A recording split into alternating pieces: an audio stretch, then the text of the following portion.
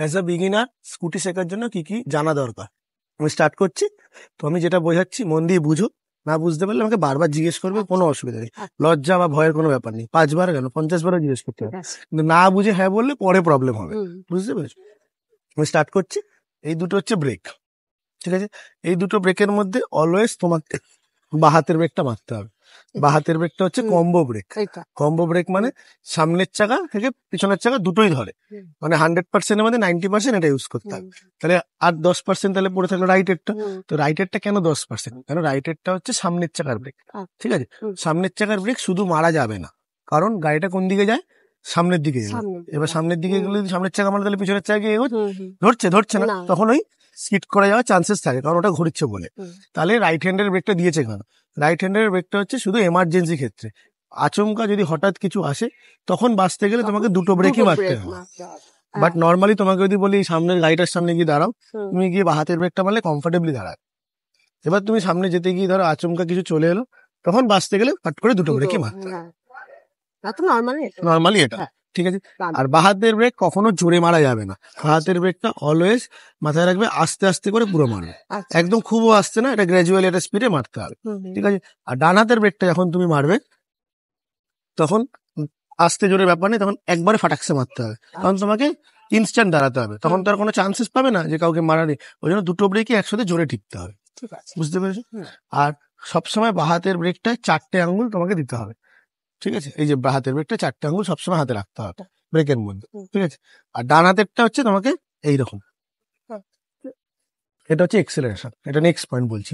এক্সেলারেশনটাকে ঘোরালে, তোমার দিকে যদি ঘোরাও তাহলে স্পিড বাড়বে, তুমি এটা যত বাড়াবে তত জোরে যাবে। তো ইনিশিয়ালি তোমাকে জোরে যাওয়ার দরকার নেই, তোমাকে আস্তে বাড়াতে হবে। এবার তুমি যদি এইভাবে ধরো তাহলে দেখো এটা ঘুরতেই থাকছে, ঠিক আছে? আর এইটা কি ব্রেক বললাম? Emergency break. এটা ধরো মারতে গেলাম, তলায় আটকে গেল, সেই জন্য ব্রেকে অলওয়েজ হাত রাখতে হবে। তাহলে তুমি ব্রেকও মারতে পারবে, ঘোরাতেও পারবে, কিন্তু দুটো একসাথে করলে হবে না, ঠিক আছে? এই 3টে আঙ্গুলের কাজ আলাদা, এই দুটো আঙ্গুলের কাজ আলাদা। তাহলে এক্সেলেশনটা কি করে করবো? ফার্স্ট ফিঙ্গারটা আর এই থাম ফিঙ্গারটা দিয়ে এক্সেলেশনটা করবো। আর এক্সেলেশনটা আমাদের দিকে ঘোরালে গাড়িটা এগোবে।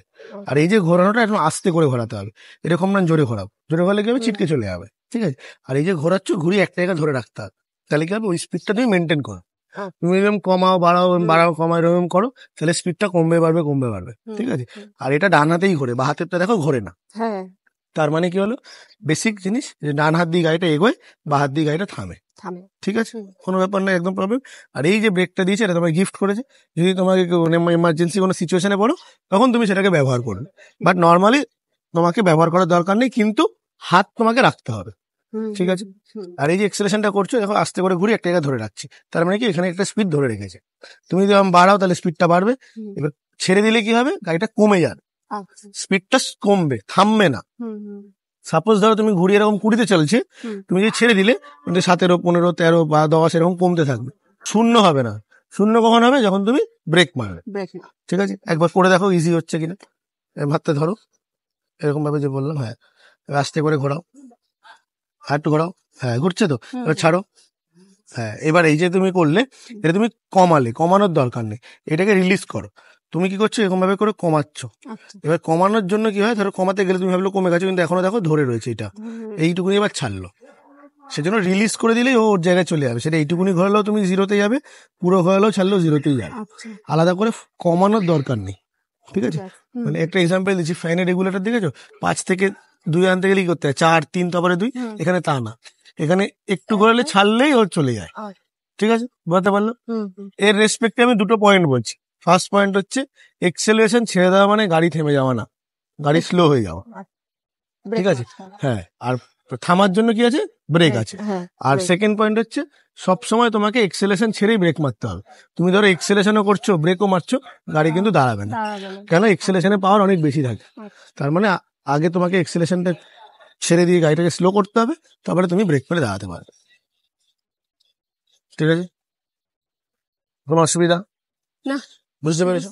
এবার হচ্ছে একটা ট্রিক্স বলছি, যখন তুমি এক্সেলেশন করবে চেষ্টা করবে এই যে টপ অফ দা আর্মটা, এই যে তোমার এই হাতের এটা যেন উপরের দিকে থাকে। যখনই তোমার এটা এরকম হয়ে যাবে, তাহলে প্রেসার পড়ে দেখো হ্যান্ডেলটা ঘুরে যাচ্ছে, ঠিক আছে? আর যদি এটা উপরে থাকে, তুমি সারাদিন ধরে প্রেসার দাও, হ্যান্ডেলে কোনো ফারাক পড়ছে, ঠিক আছে?